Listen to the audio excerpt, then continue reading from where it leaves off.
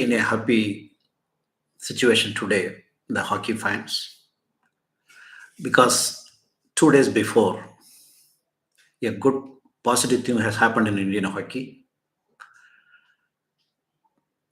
3 times Olympian Dilip Tirkey has taken over the reins of the hockey India in a smoothest possible way of transition of power.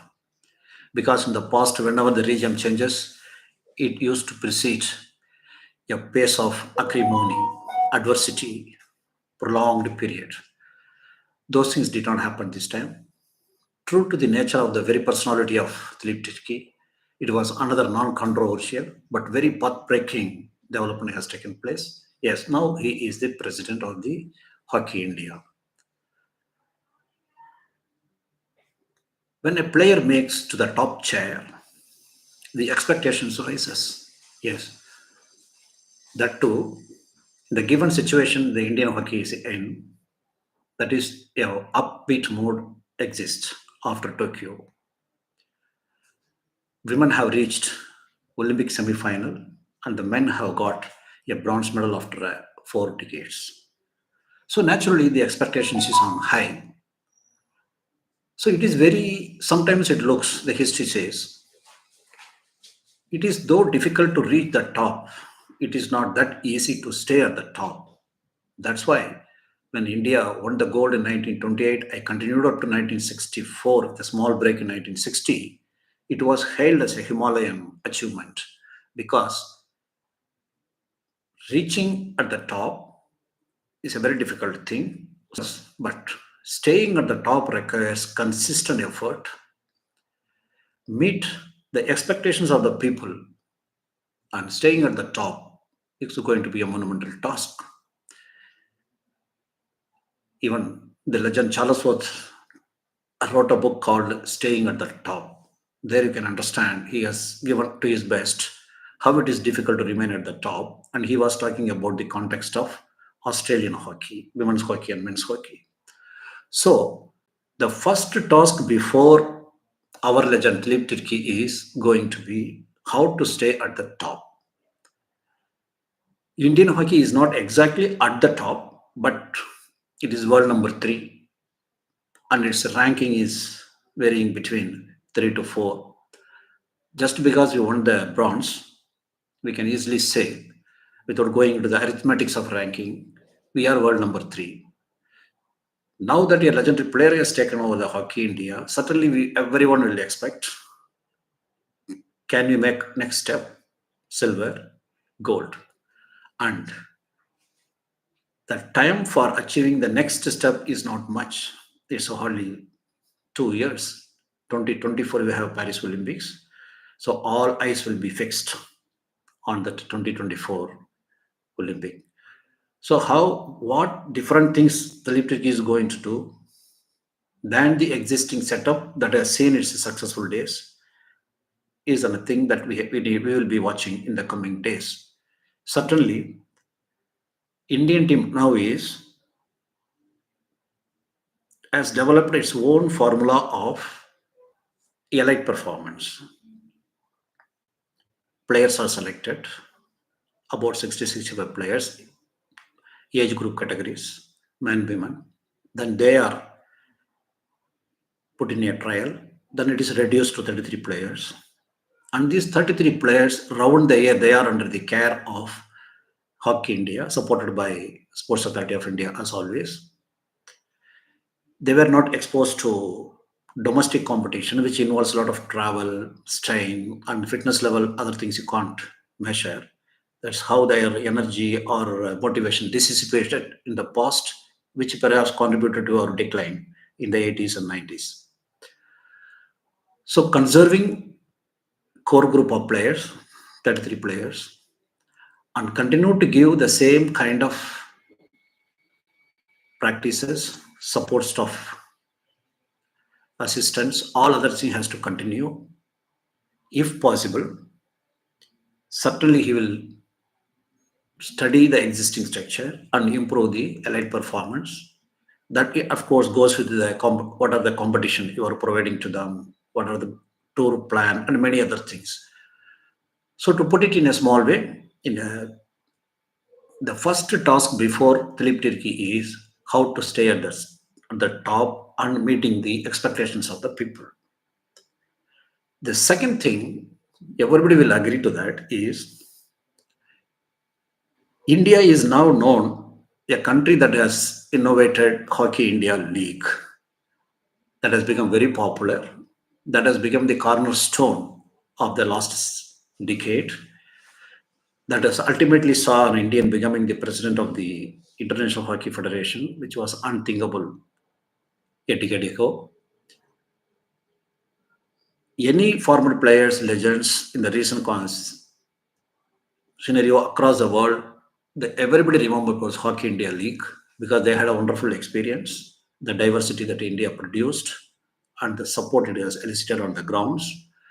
And very important and significantly, the kind of finances that they could see in hockey, the rewards running into $100,000 per person.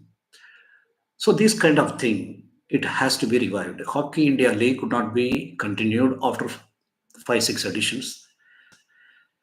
Now there is an urgent need to have another property like Hockey India League or the same name Hockey India League, and it should be popularized with a lot of corporate support, modern ways of propagating it, publicizing it, and taking it to the homes of all the people through television and internet media. So that certainly is the second task before the leap Turkey, and it is the most expected task also. How he will be doing it? Certainly, he will have his own set of people, ideas, and he is the one man. When the first league the Indian hockey put out, it was called the Premier Hockey League. He was a captain of that league, Hyderabad Sultan, and as we all know, under his captaincy, that PHL was won by Hyderabad Sultan. He was the captain of that team. So certainly he will have a liking to give the new generation of players same kind of feeling, playing in the highly sophisticated league with very good purses and other things. It will be certainly in his mind. So his second task will be how to revive or bring back a new property that can serve as a domestic league that can keep Indian domestic audience glued to Indian hockey. You see, the league is order of the day nowadays. It's the talk of the town all the time. The latest entered in Indian sports scenario is Coco. It has become very popular in a short time. Before that, Kabaddi has set new milestones. IPL, of course, it is always there. So unless you have a very good property domestic league, we cannot have that national feeling of putting all Indian fans something to cherish about all the time. That is going to be the second task. The another task, of course, not in priority, but that's a very important. The third one is revival of domestic tournaments. You see, India has a unique kind of running hockey. You see, even in the 1880s, then in the 19th century, how hockey was survived, how it was popular among the people, how the superstars reached out to the common man, fans, how it happened. Because those times we did not have modern facilities, the tools we have now, like internet, webcasts, and so many other things. The player themselves is publishing through the social media. These things were not there. But how the connection between the players, stars, and the public was established? It was through the time-tested process of all India tournaments. We have world's oldest tournament, Baton Cup. Then you have MCC Cup in Chennai. Every metro city you take it, there will be one or two major tournaments. Even the Orissa, from where our Dilip Tirkey hails from, it had a Mango Cup. It's very famous. It was stopped some 3 years before. So these are all the All India tournaments. This is very important to revive them because most of the tournaments were closed because of cost to overruns. Another thing, the star players are kept in the camps, core group. So the star players are not taking part in the domestic tournaments, what we call all India tournaments. So it lost some of its sheen. So a new way has to be found out. how to popularize these domestic tournaments. The general view is that these are the individual properties of many clubs, like Jawaharlal Nehru Hockey Tournament Society is running Senior Nehru Cup, Junior Nehru Cup, Sub Junior Nehru Cup, like that. Then Surjit Hockey Tournament Society is organizing some tournaments under their belt.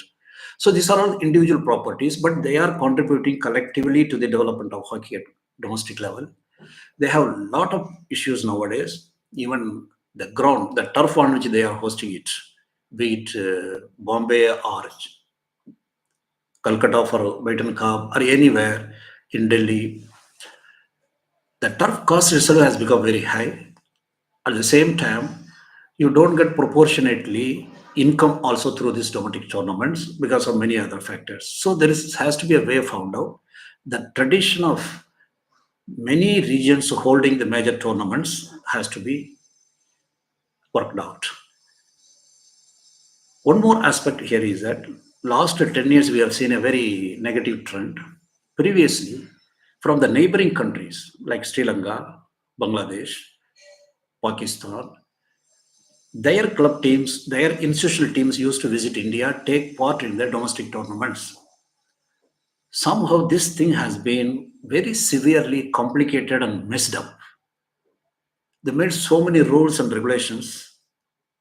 It has become unthinkable for any other teams like Bangladesh team or anybody to come to India as if we have some iron curtain. So much rules have been made. Those rules have been made, I probably feel, because there was a rival league called World Series Hockey.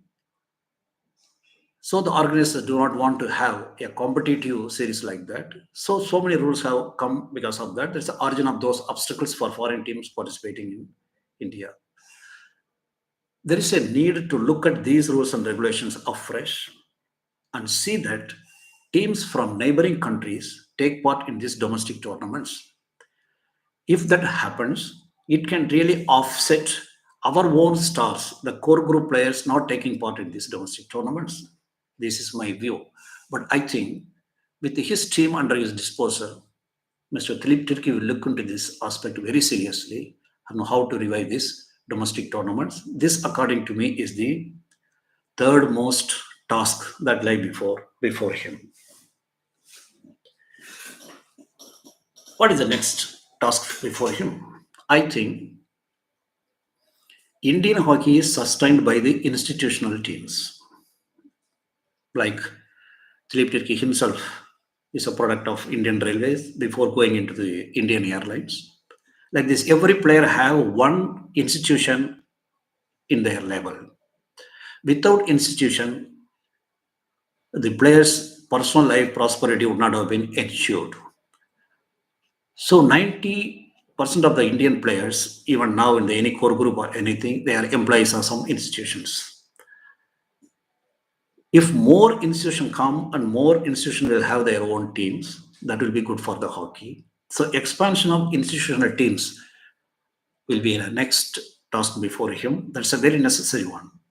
For example, only Indian Railways have been supporting the women's hockey. They have done a marvelous job, very unique job, pioneering job. Without Indian Railways, we would not be having so much women hockey players. We would have never achieved the level we have achieved now. Despite getting less exposure, less focus, the women have reached the semi-final of the Olympics. That is because one institution supported them, that is Indian Railways.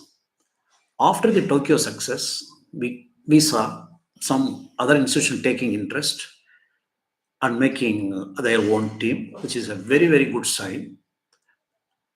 Like civil services organizations, income tax, they are taking more players. Then Indian Oil Corporation, which actually has a very good men's hockey team last 2 decades, which has produced a lot of good players also, supported a lot of good players, giving them decent job.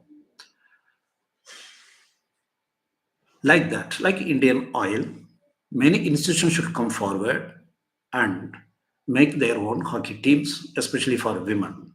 This is important.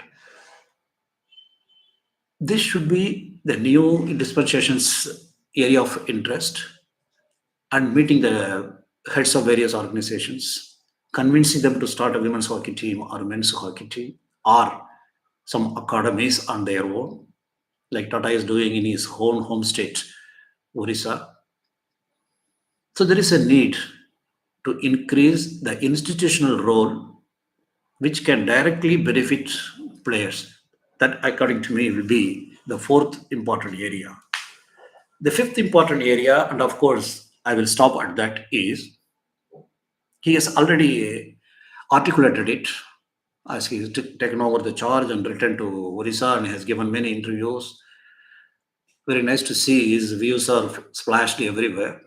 He has emphasized their elite performance and he went into the nitty gritty of it. He said, let us have a more choice for goalkeepers, more choice for penalty corner executioners, like that. Of course, this is all his core competency. He will certainly do it and see that it happens. We are very happy about it. Because of those reasons only we wanted a player should head the national federation, and it has happened.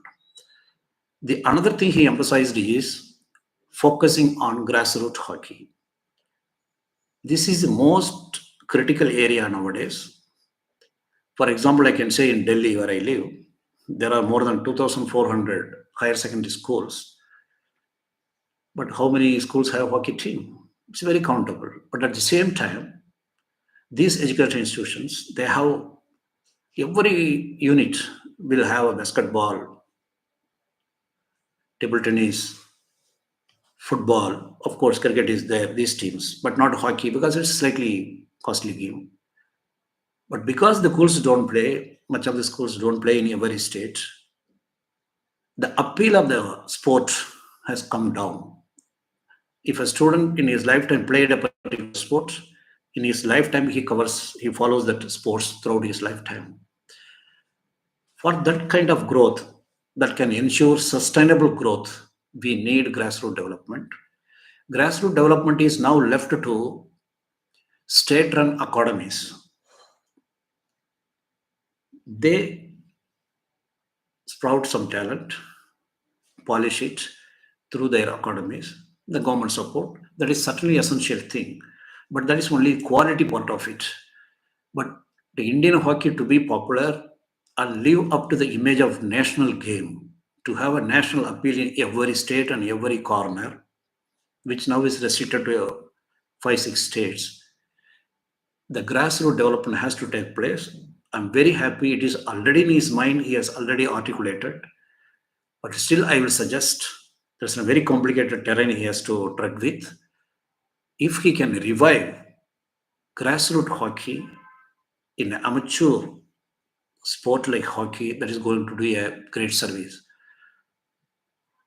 So instead of talking more other areas and micro aspects of everything, I'm really hopeful the new dispensation under his stewardship has many, many tasks and they will prioritize it to give importance to the most necessary ones, just like I outlined 5 things, and bring Indian hockey to a better position than it was when he took over this leadership. So all the best, Dilip. We are looking forward to your contribution and the days ahead. Thank you so much.